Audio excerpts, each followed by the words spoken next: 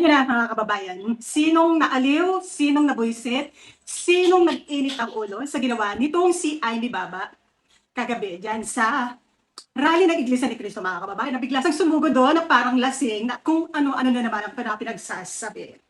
Bangag daw ang gobyernong ito. Excuse me, Amy Marcos, isa ka sa parte ng gobyernong ito, parte ka ng lipunang ito, parte ka ng Senado. So ano yung pinagsasabi mo? Bangag ang gobyernong ito. Na anong pinagsasabi mo na walang ginagawa itong gobyernong ito? Dinadamay mo pa ang mga magsasaka. Bulag ka ba, Amy? Bingi ka ba, Amy?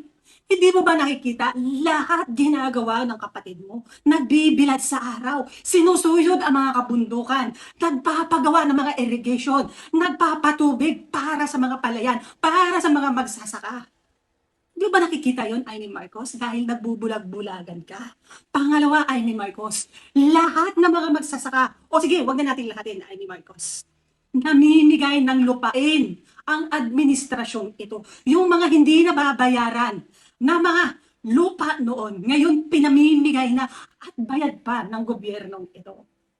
Kung nagugutuman ang sambayanan, kung nagugutuman ang karamihan sa ating mga magsasaka, abay, tangina mo, Amy Marcos, bumangon ka dyan, tumayo ka dyan, puntahan mo bawat isa, ipagsaing mo, ipagsibak mo ng mga sinasabi mong nagugutom. Pagkain mo sila, dala mo na kaldero punong-puno ng bigas dahil isa kang nagbubulag-bulagan dito sa lipunan. Lahat na ginagawa ng administrasyong ito, kapatid mo, namumudmod ng bigas dahil tumutulong kahit papano. Kung hindi tumulong, may nasasabi. Pag tumutulong, may nasasabi pa rin. Amy Marcos, gising. Gumising ka sa katotohanan, Amy Marcos. Isa kang nakakahiya, hindi ka ba nahihiya sa pinagagagawa mo? Pinagtatawanan ka ng mga Duterte. Sila buo bilang pamilya. Ikaw, wasak na wasak. Wala kang pamilya, Amy Marcos. Dahil nakakahiya ka. Isa ka, kung kailan ka tumanda, doon ka naging sunod-sunuran sa iisang tao. Kahit ano pang sabihin mong paninira sa kapatid mo, walang nagbago, lalo nabwisit ang tao sa'yo. Akala mo nakakuha ka ng simpatya, nagkakamali ka. Amy Marcos, dahil alam mo bang lalong nagkaroon ng simpatya si Bongbong Marcos dahil sa'yo. Na imbis magalit, yung ginagawa mo na imbis na magalit kay Bongbong Marcos, hindi.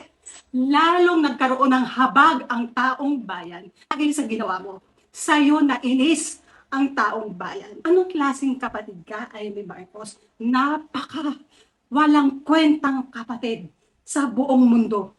Ikaw lang ang nakita ng sambayanan, yung kapatid, panganay na kapatid ng Marcos, ni Bongbong Marcos, na napakasama. Amy Marcos, sana matauhan ka. Kung ikaw ba ay nakulam, kung ikaw ba ay nabarang ng mga makakaliwa, abay, magubad ka ng damit, balik pa rin mo yung damit mo. Baka sakaling matauhan ka, Amy Marcos.